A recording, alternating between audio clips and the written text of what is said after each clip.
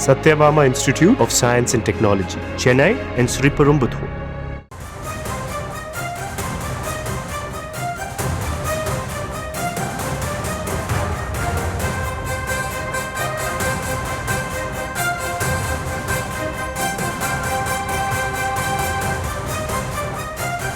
அண்மை செய்திகளை பார்த்து வருகிறோம். பயங்கரவாதத்திற்கு எதிராக இந்தியர்கள் அனைவரும் ஒற்றுமையுடன் ஒன்றுபட வேண்டும் என பிரதமர் மோடி தெரிவித்திருக்கிறார். அண்மை செய்திகளாக பார்த்து வருகிறோம். மனதின் குரல் நிகழ்ச்சியின் மூலமாக இந்தியர்களுக்கு பிரதமர் நரேந்திர மோடி அழைப்பு விடுத்திருக்கிறார்.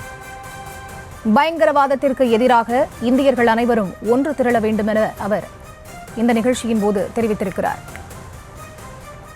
இது தொடர்பான விவரங்களோடு இணைகிறார் எமது செய்தியாளர் மதியழகன். அவரிடம் பேசலாம்.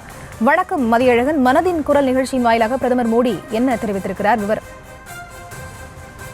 பகல்காம் தீவிரவாத தாக்குதல் சம்பவம் நாடையே உலுக்கி இருந்த நிலையில் இந்த சம்பவத்தில் ஈடுபட்ட ஒருவர் கூட தப்பிவிட முடியாது என்றும் அவர்கள் நினைத்திராத அளவிற்கு அவர்களுக்கு பதிலடி கொடுக்கப்படும் என்று ஏற்கனவே பிரதமர் மோடி பேசியிருந்தார்.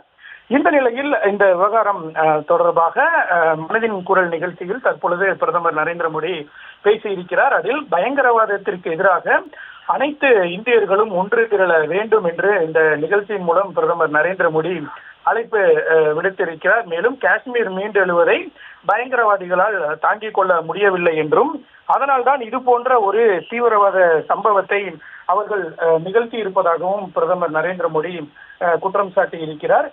குறிப்பாக அனைத்து இந்தியர்களும் பயங்கரவாதத்திற்கு எதிராக ஒன்று திரள வேண்டும் என்ற ஒரு கோரிக்கையை பிரதமர் நரேந்திர மோடி விடுத்திருக்கிறார். மேலும் இந்த அதாவது காஷ்மீர் என்பது தற்பொழுது மிகப்பெரிய அளவில் முன்னேறி வருகிறது.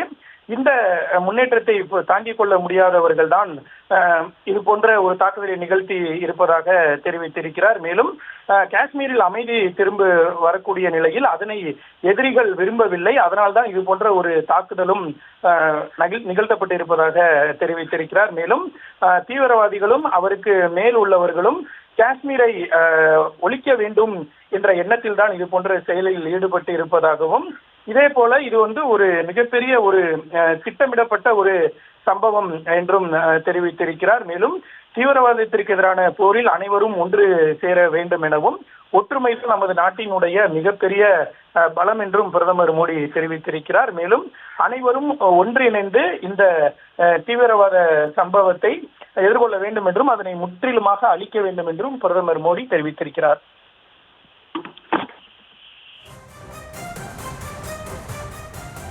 விவரங்களை வழங்கியமைக்கு நன்றி Mathiyazhagan. Satyabama Institute of Science and Technology, Chennai and Sriperumbudur.